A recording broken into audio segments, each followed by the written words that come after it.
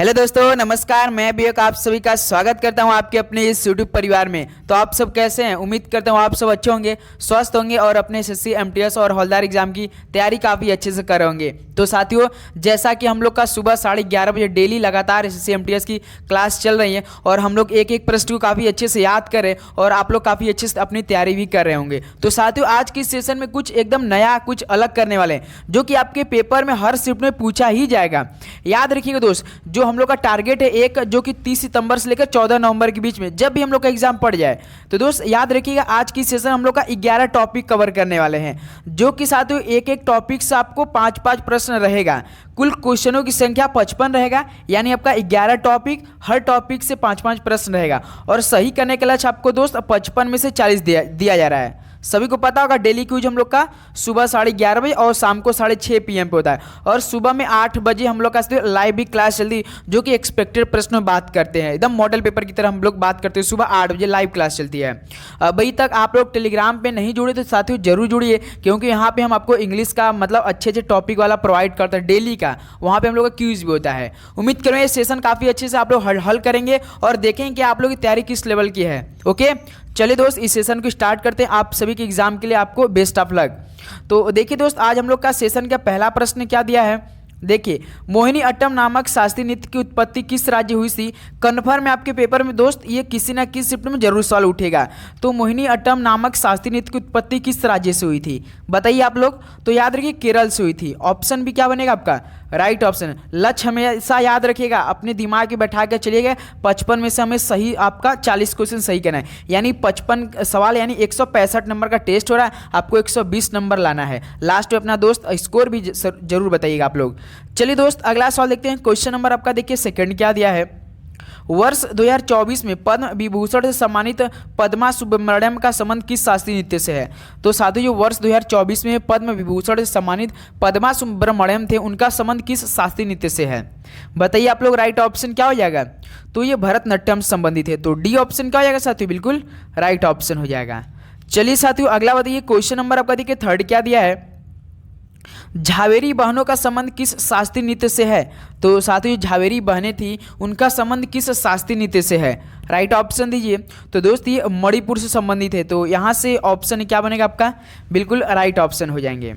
Okay, चलिए अगला बताइए साथियों। क्वेश्चन नंबर आपका देखिए 4 क्या दिया है, यामिनी कृष्णमूर्ति का संबंध किससे है? तो बताइए यामिनी कृष्णमूर्ति के संबंध साथियों किससे है? राइट ऑप्शन नहीं है फटाफट दोस्त, तो कुचिपुड़ी से है। उम्मीद करूंगा हर एक प्रश्न आप जरूर से याद कर लेंगे, आपको दोबारा ये सेशन देखने की जरूरत ना पड़े। ऐसे एकदम रिलैक्स होकर माइंड फ्रेश कर हमारा सेशन जुड़ा कीजिए से, क्योंकि हम एकदम 55 साल एकदम आसान भाषा में आपको हम दिलाने का वादा करते हैं। तो आपको एकदम रिलैक्स होकर क्लास ज्वाइन करना रहता है साथियों डेली।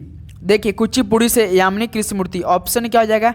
राइट ऑप्शन हो जाएगा। चलिए दोस्त अगला सवाल बताइए। क्वेश्चन नंबर आपका देखिए 5 क्या दिया है, देखिए महान जीवित चोल मंदिर किस राज्य में स्थित है? तो साथी बताइए महान जीवित जो चोल मंदिर किस राज्य में स्थित है? तो याद रखिए तमिलनाडु में स्थित है। तो यहाँ से ऑप्शन आपका क्या बनेगा? बिल्कुल सही जवाब हो जाएगा। चलिए दोस्त अगला सवाल बताइए। क्वेश्चन नंबर आपका देखिए 6 क्या दिया है, भारत के किस राज्य में अधिकतम 5 यूनेस्को विश्व धरोहर स्थल है? आपके पेपर में साथियों यूनेस्को जो विश्व धरोहर स्थल से संबंधित प्रश्न बनते हैं वो जरूर बनेंगे आपके पेपर में, तो याद रखिएगा। तो बताइए भारत के किस राज्य में अधिकतम 5 यूनेस्को विश्व धरोहर स्थल है? तो दोस्त याद रखिएगा ये आपका महाराष्ट्र राज्य में है। तो यहाँ से डी ऑप्शन आपका बिल्कुल सही जवाब हो जाएगा। ओके, चलिए अगला बताइए साथियों। क्वेश्चन नंबर आपका देखिए 7 क्या दिया है, यूनेस्को ने भारत के प्रथम विश्व धरोहर शहर का दर्जा किसको दिया गया था? इस समय देखिए साथियों हम लोग सबसे अधिक फोकस करें जीके पर और इंग्लिश पे। इसमें साथियों आपका इंग्लिश की क्लास नहीं चल पा रही, उसके लिए सॉरी, लेकिन टेलीग्राम पे आपको जुड़िए दोस्त, क्योंकि वहाँ पे हम आपको इंग्लिश की क्लास चला रहे हैं, वहाँ पे दे रहे हैं आपको प्रोवाइड। इससे थोड़ा सा इस पर समस्या और इसमें मैनेज करना पड़ा है, तो प्लीज़ जल्दी आपके लिए हम इंग्लिश की भी क्लास प्रोवाइड करने वाले हैं। तो यूनेस्को ने भारत के प्रथम विश्व धरोहर शहर का दर्जा किसको दिया गया था बताइए साथियों? किसे दिया गया था? तो ये अहमदाबाद शहर को दिया गया था। तो यहाँ से बी आपका राइट ऑप्शन हो जाएगा। चलिए अगला बताइए साथियों। क्वेश्चन नंबर आपका देखिए 8 क्या दिया है, यूनेस्को ने काजीरंगा राष्ट्रीय उद्यान को किस विश्व धरोहर में कब शामिल किया था? तो बताइए मेरे भाई, यूनेस्को ने काजीरंगा राष्ट्रीय उद्यान को विश्व धरोहर में कब शामिल किया था? तो ये कब शामिल किया था? तो याद रखिए दोस्त ये आपका 85 में शामिल किया था। यहाँ से ऑप्शन डी आपका क्या बनेगा, करेक्ट ऑप्शन हो जाएगा। ओके, चलिए अगला बताइए। क्वेश्चन नंबर आपका देखिए 9 क्या दिया है। यूनेस्को विश्व धरोहर स्थल खजुराहो के स्मारकों का समूह किस राज्य में स्थित है? बताइए साथियों, यूनेस्को विश्व धरोहर स्थल जो खजुराहो के स्मारक है इनका समूह किस राज्य में स्थित है? डायरेक्ट आप लोग हमें बता सकते हैं खजुराहो का स्मारक कहाँ पे स्थित है, किस राज्य में? तो ये एमपी में स्थित है, यानी मध्य प्रदेश में स्थित है। तो ऑप्शन आपका करेक्ट हो जाएगा। ओके, चलिए दोस्त अगला बताइए। क्वेश्चन नंबर आपका देखिए 10 क्या दिया है। सरहुल त्यौहार किस राज्य में मनाया जाता है? मोस्ट इंपॉर्टेंट सवाल है दोस्त, पक्का ये 110% आपके पेपर में छपेगा ये सवाल। तो सरहुल त्यौहार किस राज्य में मनाया जाता है? तो याद रखिए दोस्त, ये झारखंड राज्य में मनाया जाता है। यहाँ से ऑप्शन आपका बी क्या बनेगा, बिल्कुल करेक्ट ऑप्शन हो जाएगा। ओके, चलिए दोस्त अगला बताइए। क्वेश्चन नंबर आपका 11 देखिए क्या दिया है। बथुकम्बा बोनालू किस राज्य के प्रमुख त्यौहार हैं? इस पे भी स्टार बनाएंगे। तो मेरे भाई बथुकम्बा बोनालू किस राज्य के प्रमुख त्यौहार है? तेलंगाना, असम, बिहार या मणिपुर? 11 का राइट ऑप्शन दीजिए आप लोग, कौन सा ऑप्शन आपका बिल्कुल सही हो जाएगा? तो दोस्त बथुकम्बा बोनालू ये तेलंगाना के एक राज्य के प्रमुख त्यौहार हैं। तो यहाँ से करेक्ट ऑप्शन आपका ए हो जाएगा। ओके, चलिए दोस्त अगला बताइए। क्वेश्चन नंबर आपका देखिए 12 क्या दिया है। देखिए, ओणम किस राज्य में मनाया जाने वाला प्रमुख त्यौहार है? तो दोस्त आप सभी को पता हो कि हम लोग का डेली क्लास चलती है 11:40 पे या 11:30 पे, तो हम एक एक होमवर्क भी आपको देते चलते हैं बीच बीच में। ये सवाल आप लोगों के लिए होमवर्क रहेगा कि ओणम किस राज्य में मनाया जाने वाला एक प्रमुख त्यौहार है। ऑप्शन भी आपके सामने देना, आपको इस सवाल का जवाब हमें कमेंट बॉक्स में देना। सभी दोस्त रिक्वेस्ट कि आप लोग जरूर बताएंगे हमें। ओके, चलिए दोस्त अगला बताइए। क्वेश्चन नंबर आपका देखिए 13 क्या दिया है। अम्बुबाची मेले का संबंध किस राज्य से है? तो मेरे भाई जो अम्बुबाची मेला है इसका संबंध किस राज्य से है? राइट ऑप्शन दीजिए। तो यहाँ से दोस्त आपका बी ऑप्शन क्या हो जाएगा, करेक्ट ऑप्शन हो जाएगा। असम आपका बिल्कुल दोस्त सही जवाब हो जाएगा। अम्बुबाची मेले का संबंध असम राज्य से होता है। चलिए दोस्त अगला बताइए। क्वेश्चन नंबर आपका देखिए 14 क्या दिया है। सिग्मो महोत्सव कहाँ मनाया जाता है? चलिए फटाफट दीजिए, सिग्मो महोत्सव कहाँ मनाया जाता है? तो याद रखिए दोस्तों गोवा राज्य में मनाया जाता है। यहाँ से ऑप्शन क्या हो जाएगा, बिल्कुल राइट ऑप्शन हो जाएगा। ओके, चलिए दोस्त अगला बताइए। क्वेश्चन नंबर आपका देखिए 15 क्या दिया है। भारतीय फिल्म जगत में दिया जाने वाला सर्वोच्च सम्मान कौन सा है? मोस्ट एक्सपेक्टेड प्रश्न बात ये है आपका। तो बताइए भारतीय फिल्म जगत में साथियों दिया जाने वाला सर्वोच्च सम्मान कौन सा है? बताइए आप लोग, सभी को पता होना चाहिए, इंपॉर्टेंस सवाल है। तो सर जी ये दादा साहेब फाल्के पुरस्कार है। याद रखिएगा भारतीय फिल्म जगत में दिया जाने वाला सबसे ऊंचा वाला सम्मान है, सबसे सर्वोच्च है, सबसे श्रेष्ठ है दादा साहेब फाल्के पुरस्कार। तो यहाँ से बी ऑप्शन आपका करेक्ट ऑप्शन हो जाएगा। चलिए दोस्त अगला सवाल देखते हैं। क्वेश्चन नंबर आपका देखिए 16 क्या दिया है। नोबेल पुरस्कार सम्मानित प्रथम भारतीय थे? तो बताइए नोबेल पुरस्कार सम्मानित दोस्त प्रथम भारतीय कौन थे? बताइए आप लोग, राइट ऑप्शन दीजिए। सभी को पता होगा, जस्ट कल के क्लास में बताया था कि रविन्द्रनाथ टैगोर जी को तो साहित्य के लिए मिला था उनको। याद रखिए किसके लिए मिला था उनको? साहित्य के लिए मिला था, 1913 मिला था। डी ऑप्शन राइट ऑप्शन हो जाएगा। चलिए अगला दोस्त क्वेश्चन नंबर आपका देखिए 17 क्या दिया है। देखिए तत्कालीन प्रधानमंत्री इंदिरा गांधी को भारत रत्न कब दिया गया था? तो मेरे भाई जो तत्कालीन प्रधानमंत्री इंदिरा गांधी जी थी इनको भारत रत्न कब दिया गया था, किस वर्ष में दिया गया था? आप लोग बता सकते हैं, बताइए राइट ऑप्शन कौन सा हो जाएगा? तो 1971 में दिया गया था। देखिए यहाँ से डी आपका करेक्ट ऑप्शन हो जाएगा। ओके, चलिए अगला बताइए। क्वेश्चन नंबर आपका देखिए 18 क्या दिया है। वीरता पुरस्कार में सर्वोच्च पुरस्कार कौन सा है? तो दोस्त वीरता पुरस्कार में सर्वोच्च पुरस्कार कौन सा है? बताइए क्या हो जाएगा आपका सही जवाब, इस सवाल का राइट ऑप्शन? तो मेरे भाई आपका क्या हुआ था, वीरता पुरस्कार में सर्वोच्च पुरस्कार कौन सा है? तो ये आपका परमवीर चक्र है। तो सी आपका करेक्ट ऑप्शन हो जाएगा। ओके, चलिए अगला बताइए दोस्त। क्वेश्चन नंबर आपका देखिए 19 क्या दिया है। ज्ञानपीठ पुरस्कार सम्मानित प्रथम साहित्यकार कौन थे? चलिए दोस्त मजा आ जाएगा। सब तो ये क्लास आप लोग बने रहेगा, डेली आपको क्लास हम प्रोवाइड करते हैं, एक एक क्वेश्चन आपके लिए टच कराएंगे दोस्त। यही मेरा सिद्धांत है कि आपका एक भी प्रश्न इस बार बाहर ना जाए दोस्त। बताइए ज्ञानपीठ पुरस्कार सम्मानित प्रथम साहित्यकार कौन थे दोस्त? तो ये आपका जी शंकर कुरूप थे, सभी को पता होगा। तो करेक्ट ऑप्शन आपका ए हो जाएगा। चलिए दोस्त अगला सवाल देखते हैं। क्वेश्चन नंबर आपका देखिए 20 क्या दिया है। लावड़ी लोक नृत्य किस राज्य में किया जाता है? भाई साहब 100% आपके पेपर में छपेगा, इस पे आप लोग स्टार बना लीजिए। तो बताइए दोस्त जो लावड़ी लोक नृत्य ये किस राज्य में किया जाता है? महाराष्ट्र, छत्तीसगढ़, बिहार या पश्चिम बंगाल? तो दोस्त ये महाराष्ट्र में किया जाता है। तो यहाँ से करेक्ट ऑप्शन आपका ए हो जाएगा। ओके, उम्मीद करूंगा साथियों आप सभी को एकदम आराम से हर एक प्रश्न याद भी हो रहेंगे और काफ़ी अच्छे से आप पढ़ भी रहे होंगे, याद भी कर समझ भी रहे होंगे किस तरह का एसएससी एमटीएस में एग्जाम में सॉल्व बनते हैं।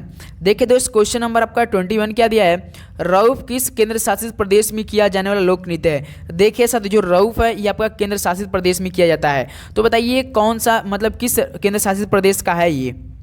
तो दोस्त ये आपका J&K का है, यानी जम्मू कश्मीर का है। तो करेक्ट ऑप्शन आपका बी हो जाएगा आपका यहाँ से।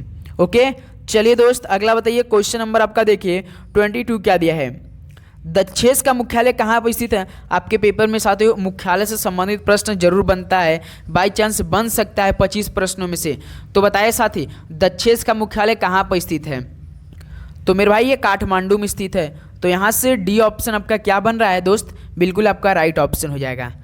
चलिए अगला बताइए दोस्तों, क्वेश्चन नंबर आपका 23 देखिए, संकटग्रस्त प्राणियों के लिए रेड डाटा बुक कौन जारी करता है।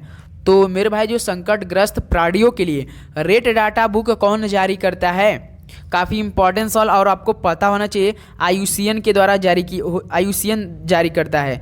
तो यहाँ से साथियों करेक्ट ऑप्शन आपका ए हो जाएगा, IUCN ने जारी करता है रेड डाटा। चलिए दोस्त अगला बताइए, क्वेश्चन नंबर आपका देखिए 24 क्या दिया है, भारतीय अंतरिक्ष अनुसंधान संस्थान की स्थापना कब हुई थी। तो साथियों बताइए कि भारतीय अंतरिक्ष अनुसंधान संस्थान की स्थापना कब हुई थी। चलिए दोस्त बताइए राइट ऑप्शन। तो दोस्त ये आपका हुई थी 15 अगस्त 1969 को हुई थी। ऑप्शन आपका यहाँ से बी क्या हो जाएगा, बिल्कुल सटीक जवाब हो जाएगा आप सभी का, 15 अगस्त 1969 में। ओके, चलिए दोस्त अगला बताइए, क्वेश्चन नंबर आपका देखिए 25 क्या दिया है, भारतीय मौसम विज्ञान संस्थान का मुख्यालय कहाँ स्थित है। तो मेरे भाई भारतीय मौसम विज्ञान संस्थान का मुख्यालय कहाँ पे स्थित है बताइए आप लोग। तो याद रखिएगा दोस्त, ये आपका स्थित है नई दिल्ली में। यहाँ से सी आपका बिल्कुल राइट ऑप्शन हो जाएगा। चलिए दोस्त अगला बताइए, क्वेश्चन नंबर आपका देखिए 26 क्या दिया है, संयुक्त राष्ट्र पर्यावरण कार्यक्रम की स्थापना कब हुई थी।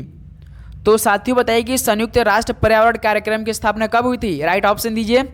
तो दोस्त ये आपका हुई थी 1972 में। तो बी ऑप्शन क्या हो जाएगा आपका, करेक्ट ऑप्शन हो जाएगा। चलिए नेक्स्ट अगला बताइए, क्वेश्चन नंबर आपका देखिए 27 क्या दिया है, निम्न में से कौन सी ट्रॉफी क्रिकेट खेल से संबंधित नहीं है। ये सवाल तो आपके लिए होने वाला है। हम सबसे पहले देखेंगे क्रिकेट से संबंधित कौन कौन ट्रॉफी इनमें से है। जैसे देखिए आपका देवधर ट्रॉफी तो किससे होता है, क्रिकेट से। गावस्कर बॉर्डर ट्रॉफी हो रहा है, अभी होने वाला है, ऑस्ट्रेलिया और इंडिया से काफ़ी दमदार तरीके से चलता है। ये टेस्ट श्रृंखला होती है जो कि 2015 से भारत तक अभी ऑस्ट्रेलिया से हारा नहीं है। और CK नायडू भी ट्रॉफी आपका क्रिकेट से है। लेकिन दोस्त आपका जो ध्यानचंद ट्रॉफी है ना, ये आपका किस खेल से संबंधित है, तो हॉकी से संबंधित है। तो यहाँ से हम लोग का देखिए बी क्या हो रहा है, करेक्ट ऑप्शन हो रहा है। ओके, चलिए दोस्त अगला बताइए, क्वेश्चन नंबर आपका देखिए 28 क्या दिया है, दिव्य कृति सिंह का संबंध किस खेल से है। तो मेरे भाई दिव्य कृति सिंह का संबंध किस खेल से है, राइट ऑप्शन दीजिए। दो सवाल हम आपसे पूछना चाहते हैं दोस्त, पहला सवाल और दूसरा सवाल। एक सवाल और आपके लिए होने वाला है कि बताइए विनेश फोगाट साथियों किस खेल से संबंध रखती हैं। विनेश फोगाट बताइए किस खेल से हैं। और एक बताइए दोस्त बजरंग पुनिया। चलिए दोस्त बजरंग पुनिया बताइए। और एक दोस्त आप लोग बता दीजिए कि मनु भाकर। ये तीनों का जवाब आप लोग हमें कमेंट बॉक्स में दीजिए साथियों, क्योंकि ओलंपिक के हाल ही में जो आपका पेरिस में ओलंपिक आयोजित हुआ था, इन तीनों के मतलब काफ़ी मनु भाकर और विनेश फोगाट के लिए काफ़ी अच्छे मतलब थे। और विनेश फोगाट के लिए थोड़ा सा तकलीफ लास्ट में आया उनके लिए, लेकिन कोई बात नहीं, आपको बताना है किस खेल से संबंधित रखती थी। तो देखिए क्वेश्चन नंबर 28 यदि हम बात करेंगे दिव्य कृति सिंह का संबंध किस खेल से है, तो वो आपका घुड़सवारी से हैं। यहाँ से दोस्तों ऑप्शन आपका ए क्या बनेगा, करेक्ट हो जाएगा। चलिए अगला बताइए, क्वेश्चन नंबर आपका देखिए दोस्त 29 क्या दिया है, अनब्रेकेबल एंड ऑटोबायोग्राफी किसकी है। तो दोस्त अनब्रेकेबल एंड ऑटोबायोग्राफी ये किसकी रचना है या कृति है। तो दोस्त ये आपका मैरी कॉम जी की है। मैरी कॉम किस खेल से संबंध रखती थी, तो बॉक्सिंग से। और ये किस राज्य में रहती थी। चलिए इस सवाल का राइट ऑप्शन बताइए आप लोग। चलिए तमिलनाडु, केरल या मणिपुर, इन्हीं तीनों ऑप्शन में आप लोग बताइए आप लोग हमें।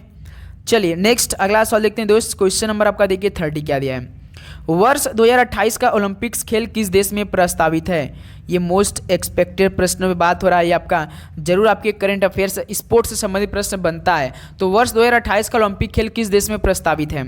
तो दोस्त याद रखिएगा, संयुक्त राज्य अमेरिका में प्रस्तावित है। इस बार जाएंगे हम लोग अमेरिका में। तो सी ऑप्शन क्या हो जाएगा? राइट ऑप्शन हो जाएगा। हर 4 वर्षों के अंतराल पर ओलंपिक खेल होता है। याद रखिए, आपके पेपर में पूछता है कि ओलंपिक खेल कितने वर्षों के अंतराल पर होता है, तो 4 वर्षों के अंतराल पर एक बार होता है। चलिए दोस्त, अगला बताइए। क्वेश्चन नंबर आपका देखिए 31 क्या दिया है? भारत ने किस वर्ष राष्ट्रमंडल खेलों की मेजबानी की थी? बताइए मेरे भाई, भारत ने किस वर्ष राष्ट्रमंडल खेलों की मेजबानी की थी? तो याद रखिए दोस्त, 2010 में किया था, 2010 में। तो ऑप्शन यहाँ से बी क्या बनेगा आपका? सही जवाब हो रहा है। जितने भाई बी ऑप्शन जा रहे हैं बिल्कुल करेक्ट ऑप्शन जा रहे हैं। चलिए दोस्त, अगला बताइए। क्वेश्चन नंबर आपका देखिए 32 क्या दिया है? राष्ट्रीय पंचायती राज दिवस कब मनाया जाता है? चलिए दोस्त, राष्ट्रीय पंचायती राज दिवस कब मनाया जाता है? तो ये आपका 24 अप्रैल को मनाया जाता है। तो ऑप्शन यहाँ से क्या हो रहा है आपका? बिल्कुल राइट ऑप्शन हो जाएगा। चलिए अगला सवाल का जवाब बताइए। क्वेश्चन नंबर 33 सभी लोग दोस्त बताएंगे। टारगेट हमेशा अपने दिमाग में, मनोमस्तिष्क में बैठा कर चलेंगे दोस्त, क्योंकि टारगेट ही ऐसा है कि जो आप अगर कहीं भटकेंगे तो आपका लक्ष्य निर्धारित होता है, तो लक्ष्य पे अपने आप आ जाएंगे। तो दोस्त टारगेट हम लोग का एक ही है, 30 सितंबर से जब भी एग्जाम हम लोग का हो, उसका किसी शिफ्ट में हम लोग का पड़ जाए, उसके लिए साथ में हमको डेली इसलिए क्लास हम लोग आ रहे हैं। हम एक दिन नहीं मिस करते हैं, तो आपको भी एक दिन भी मिस नहीं होना है क्लास लेने से। यदि एक बार आपका सपना है कि एक सीट ले और एसएससी एमटीएस में जाए तभी दोस्त। देखिए, भारत के चुनाव आयोग द्वारा राष्ट्रीय मतदाता दिवस कब मनाया था? आपको हल्के में भी नहीं लेना है कि एसएससी एमटीएस हम लोग लास्ट के 1 महीना पढ़ के निकल जाएगा, बिल्कुल ऐसे ही नहीं होगा दोस्त। किसी का मान लीजिए 2 भी महीना लग सकता है एग्जाम में, क्योंकि 14 नवंबर तक है। आप लोग समझ सकते हैं कि नहीं, भाई लोग का या बहन लोग का 30 सितंबर से 14 नवंबर के बीच तक, किसी का 14 नवंबर को भी एग्जाम होगा। तो आप लोग जिनका होगा तो उनका होगा, लेकिन हमें ये तो अभी पता नहीं क्लियर किसी को ना, तो अभी हमें तैयारी करना पड़ेगा। तो बताइए, भारत के चुनाव आयोग द्वारा राष्ट्रीय मतदाता दिवस ये 25 जनवरी को मनाया जाता है। ओके, चलिए अगला बताइए दोस्त। यहाँ से ऑप्शन आपका ए बिल्कुल सही हो रहा है। देखिए दोस्त, क्वेश्चन नंबर आपका 34 देखिए, भारतीय संविधान दिवस कब मनाया जाता है? चलिए, अब काफ़ी भाई लोग सोच रहे होंगे मेरा यार 14 नवंबर को पड़ जाए तो मज़ा आ जाए, किसी के मन में हो रहा होगा, मुझे पता है। चलिए दोस्तों, बताइए भारतीय संविधान दिवस कब मनाया जाता है? तो मेरे भाई ये 26 नवंबर को मनाया जाता है। यहाँ से ऑप्शन आपका बिल्कुल सही हो रहा है। चलिए अगला बताइए। क्वेश्चन नंबर आपका 25 देखिए क्या दिया है? 27 सितंबर को कौन सा दिवस मनाया जाता है? तो दोस्त 27 सितंबर को कौन सा दिवस मनाया जाता है बताइए आप लोग? तो 27 सितंबर को विश्व पर्यटन दिवस मनाया जाता है। तो यहाँ से ऑप्शन आपका क्या बना है दोस्त? डी बिल्कुल राइट ऑप्शन हो जाएंगे। चलिए अगला सवाल देखते हैं। साथ ही क्वेश्चन नंबर आपका देखिए 36 क्या दिया है? अंतर्राष्ट्रीय मानवाधिकार दिवस कब मनाया जाता है? तो मेरे भाई जो अंतर्राष्ट्रीय मानवाधिकार दिवस है कब मनाया जाता है? राइट ऑप्शन दीजिए। तो दोस्त ये आपका 10 दिसंबर को मनाया जाता है। ऑप्शन यहाँ से सी क्या हो रहा है आपका? बिल्कुल करेक्ट हो जाएगा। चलिए अगला सवाल देखते हैं दोस्त। क्वेश्चन नंबर आपका 37 देखिए, दुधवा राष्ट्रीय उद्यान किस राज्य में स्थित है? बताइए दोस्त, दुधवा राष्ट्रीय उद्यान किस राज्य में स्थित है? तो याद रखिए ये आपका उत्तर प्रदेश में स्थित है। डी ऑप्शन उत्तर प्रदेश लखीमपुर जनपद में स्थित है। आपके पेपर में मान लीजिए राज्य उत्तर प्रदेश न दिया, मान लीजिए जनपद पूछ दिया, तो लखीमपुर खीरी है। याद रखिएगा लखीमपुर खीरी है, याद रख लिए आप लोग, ये महत्वपूर्ण सवाल है। चलिए अगला बताइए दोस्त। क्वेश्चन नंबर आपका 38 देखिए क्या दिया है? भारत का प्रथम राष्ट्रीय उद्यान कौन सा है? तो दोस्त भारत का प्रथम राष्ट्रीय उद्यान कौन सा है बताइए आप लोग? तो ये आपका जिम कॉर्बेट राष्ट्रीय उद्यान है। तो बी ऑप्शन क्या हो जाएगा? बिल्कुल राइट ऑप्शन। दोस्त काजीरंगा राष्ट्रीय उद्यान तो आप सभी को पता होगा असम में पड़ता है, असम राज्य में स्थित है। लेकिन दोस्त बताइए काजीरंगा राष्ट्रीय उद्यान किस लिए फेमस है? क्या आप लोग में इस सवाल का राइट ऑप्शन बता सकते हैं? असम राज्य में है ये, लेकिन दोस्त किस लिए फेमस है? चलिए कमेंट बॉक्स में दीजिए आप लोग। नेक्स्ट अगला सवाल देखते हैं साथ ही। क्वेश्चन नंबर आपका देखिए 39, पेरियार राष्ट्रीय उद्यान भारत के किस राज्य में स्थित है? तो मेरे भाई पेरियार राष्ट्रीय उद्यान भारत के किस राज्य में स्थित है आप लोग बताइए? तो ये केरल राज्य में है। तो यहाँ से ऑप्शन है आपका सही जवाब हो रहा है। चलिए नेक्स्ट अगला सवाल देखते हैं दोस्त। क्वेश्चन नंबर आपका 40 देखिए क्या दिया है? कंचनजंगा राष्ट्रीय उद्यान किस राज्य में स्थित है? फटाफट दीजिए। कंचनजंगा राष्ट्रीय उद्यान तो ये आपका सिक्किम राज्य में स्थित है। तो यहाँ से बी ऑप्शन क्या हो जाएगा आपका? करेक्ट हो जाएगा। चलिए अगला बताइए। क्वेश्चन नंबर आपका देखिए साथी। क्वेश्चन नंबर 41 क्या दिया है? भारत के राष्ट्रीय चिन्ह के रूप में अशोक स्तंभ को कब अपनाया गया था? भाई साहब ये जरूर छपेगा प्रश्न आपके पेपर में। बताइए भारत के राष्ट्रीय चिन्ह के रूप में अशोक स्तंभ को कब अपना लिया गया था? बताएं आप लोग 41 का राइट ऑप्शन क्या हो रहा है आप सभी के हिसाब से। तो ये आपका 26 जनवरी 1950 को अपना लिया गया था। तो यहाँ से डी आपका करेक्ट ऑप्शन हो जाएगा। चलिए दोस्त अगला सवाल देखते हैं। क्वेश्चन नंबर आपका देखिए 42 पे हम लोग सवाल पहुंच चुके हैं और आपका एनालिसिस भी काफ़ी अच्छे से हो रहे होंगे और आपकी याद भी काफ़ी अच्छे से हो रहे होंगे एक एक क्वेश्चन में, कोई दिक्कत परेशानी नहीं होगी, यही आपसे उम्मीद है दोस्त। देखिए क्वेश्चन नंबर 42 क्या दिया है, भारतीय आदर्श वाक्य सत्यमेव जयते कहाँ से लिया गया है। तो दोस्त बताइए भारतीय आदर्श वाक्य सत्यमेव जयते कहाँ से लिया गया है। चलिए दोस्त इस सवाल का राइट ऑप्शन आप हमें कमेंट बॉक्स में देंगे, सभी दोस्त देंगे। चलिए उपनिषद से, भगवत गीता से, रामायण से, महाभारत से। चलिए दोस्त इस सवाल का राइट ऑप्शन आप हमें दीजिए, सत्यमेव जयते कहाँ से लिया गया है। नेक्स्ट अगला सवाल में बात करते हैं दोस्त। क्वेश्चन नंबर आपका देखिए 43 क्या दिया है, मोर को राष्ट्रीय पक्षी कब घोषित किया गया था। तो मेरे भाई मोर को राष्ट्रीय पक्षी कब घोषित किया गया था, ये सवाल आपसे पूछा जा रहा था। वेरी वेरी इंपॉर्टेंट सवाल है, 1963 में अपनाया गया था। देखिए यहाँ से सी ऑप्शन आपका बिल्कुल सही जवाब होने वाला। 1963 में क्या हुआ था दोस्त, तो मोर को राष्ट्रीय पक्षी घोषित कर दिया गया था। 1963 याद रखेगा। चलिए अगला सवाल देखते हैं। क्वेश्चन नंबर आपका 44 देखिए, गंगा नदी को भारत की राष्ट्रीय नदी का दर्जा कब दिया गया था। बताइए दोस्त, गंगा नदी जो हमारे घर से मुश्किल से 2 किलोमीटर पे गंगा नदी बहती है दोस्त। जब भी बाढ़ या पानी ज़्यादा आता है तो हम लोग का घर के पास है तो एकदम हम लोग का गांव डूब जाता है दोस्त, ऐसा हो जाता है। तो बताइए गंगा नदी को भारत की राष्ट्रीय नदी का दर्जा कब दिया गया था। याद रखिए दोस्त ये 2008 में। तो यहाँ से बी ऑप्शन आपका बिल्कुल करेक्ट हो जाएगा। चलिए अगला बताइए साथी। क्वेश्चन नंबर आपका देखिए 45 क्या दिया है, भारत का राष्ट्रीय गीत वंदे मातरम के रचयिता कौन है। तो मेरे भाई भारत का राष्ट्रीय गीत वंदे मातरम के रचयिता कौन है, बताइए आप लोग। वंदे मातरम के रचयिता तो बंकिम चंद्र चटर्जी है। चलिए दोस्त आप सभी से हम 2 सवाल पूछ रहे हैं। एक तो बताइए जो जनगण मनगण है राष्ट्रगान जनगण मन, एक दोस्त बांग्लादेश का अमार सोनार बांग्ला, क्या दोस्त अमार सोनार एक बांग्ला, इन दोनों के रचयिता कौन है। चलिए कमेंट बॉक्स में दोनों के एक ही बंदे हैं रचयिता, आपको उस सवाल का राइट ऑप्शन देना है। इसी ऑप्शन में भी दिया गया है, आपके सामने स्क्रीन पर भी चल रहे हैं, आपको उसका जवाब हमें कमेंट बॉक्स में देना है। ओके चलिए अगला बताइए। क्वेश्चन नंबर आपका देखिए 46 क्या दिया है दोस्त, पंडित रविशंकर किस वाद्य यंत्र से संबंधित रखते हैं। तो साथियों पंडित रविशंकर जी किस वाद्य यंत्र से संबंधित रखते थे। तो वो याद रखिए दोस्त ये सितार से संबंधित रखते थे। तो यहाँ से बी ऑप्शन आपका दोस्त बिल्कुल सही जवाब हो जाएगा। चलिए अगला सवाल देखते हैं साथियों। क्वेश्चन नंबर आपका 47 देखिए, भारत की प्रथम महिला केंद्रीय मंत्री कौन थी। बताइए भारत की प्रथम महिला केंद्रीय मंत्री कौन थी। आपके पेपर में प्रथम से सवाल जरूर पूछता है, प्रथम कौन क्या था जरूर सवाल बनता है। तो बताइए भारत की प्रथम महिला केंद्रीय मंत्री आपसे पूछा जा रहा है तो कौन थी। तो राजकुमारी अमृत कौर थी दोस्त। तो यहाँ से डी ऑप्शन आपका क्या हो रहा है, बिल्कुल राइट ऑप्शन हो जाएंगे। चलिए साथियों अगला बताइए। क्वेश्चन नंबर आपका 48 देखिए क्या दिया है, अंतर्राष्ट्रीय ओलंपिक समिति की सदस्य बनने वाली प्रथम भारतीय महिला कौन है। बताइए साथियों अंतर्राष्ट्रीय ओलंपिक समिति की सदस्य बनने वाली प्रथम भारतीय महिला बताइए कौन थी। तो वो नीता अंबानी थी। याद रखिए नीता अंबानी आपने तो नाम सुना ही होगा। तो डी ऑप्शन क्या हो जाएगा, राइट ऑप्शन हो जाएगा। चलिए अगला सवाल देखते हैं दोस्त। क्वेश्चन नंबर आपका 49 देखिए क्या दिया है, ब्रिटिश संसद का सदस्य बनने वाला प्रथम भारतीय कौन था। अब बताइए ब्रिटिश संसद का सदस्य बनने वाला प्रथम भारतीय कौन था। तो आप लोग किस पे राइट ऑप्शन दे रहे हैं बता दीजिए। तो भीमराव अंबेडकर तो बने ही नहीं थे, महात्मा गांधी जी तो बने नहीं थे, जवाहरलाल नेहरू जी तो बने नहीं थे, तो दादा भाई नौरोजी तो बने थे। तो बी ऑप्शन दोस्त दादा भाई नौरोजी ऐसे भारतीय जी थे जी के साथ ही ब्रिटिश संसद का सदस्य बन गए थे। तो यहाँ से करेक्ट ऑप्शन आपका बी हो रहा है। चलिए अगला सवाल देखते हैं दोस्त। क्वेश्चन नंबर आपका 50 देखिए, निम्नलिखित में से राष्ट्रीय आय से संबंधित समिति कौन सा है। राष्ट्रीय आय से संबंधित जो आपका साथियों संबंधित समिति है वो आपका पीसी महालनोबिस समिति है। इंपॉर्टेंट प्रश्न साथियों क्योंकि ये पीसी जो महालनोबिस समिति है ना ये आपके पेपर में जरूर सवाल बना देता है। तो यहाँ से बी ऑप्शन आपका सही जवाब हो रहा है। चलिए अगला सवाल देखते हैं साथियों। क्वेश्चन नंबर आपका देखिए 51 क्या दिया है, मृच्छकटिकम के लेखक कौन है। जरूर यहाँ से 3 नंबर आपको मिलेगा आपके पेपर में। मृच्छकटिकम के लेखक बताइए। तो शुद्रक हैं। तो जितने भाई सी ऑप्शन दे रहे हैं बिल्कुल राइट ऑप्शन है, मृच्छकटिकम के लेखक शुद्रक हैं।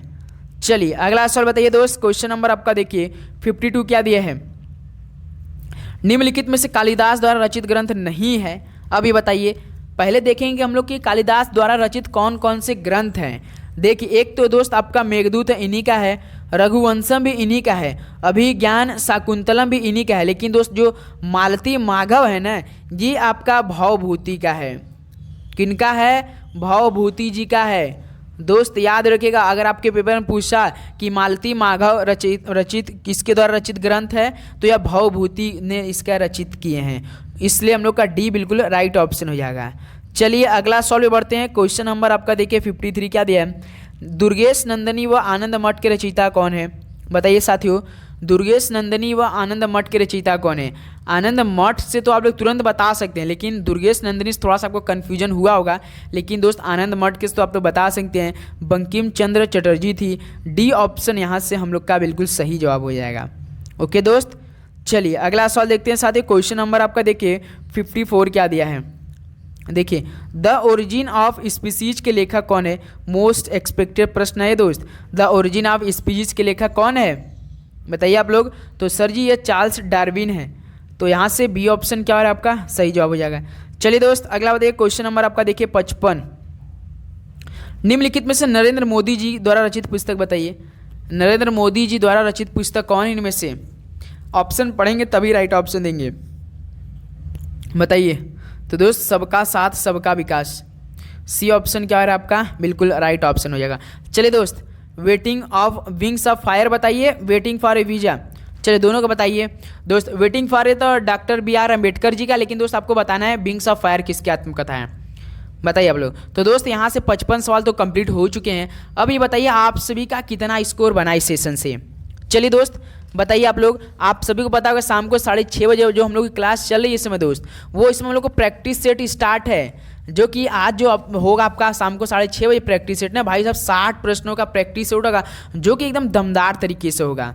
तो आप लोग शाम को 6:30 बजे तैयार रहिएगा। तो इसलिए आप लोग चैनल पर नहीं तो सब्सक्राइब कीजिएगा दोस्त, क्योंकि लगातार आपका सुबह 8 बजे, दोपहर के 11:30 बजे और शाम को 6:30 बजे क्लास चल रही है। ज़्यादा समय का हम नहीं लेते हैं दोस्त, क्योंकि ज़्यादा समय में हम मेरा सिद्धांत है कि कम समय में आपको अधिक से अधिक क्वेश्चन हल कराने का मैं करता हूँ।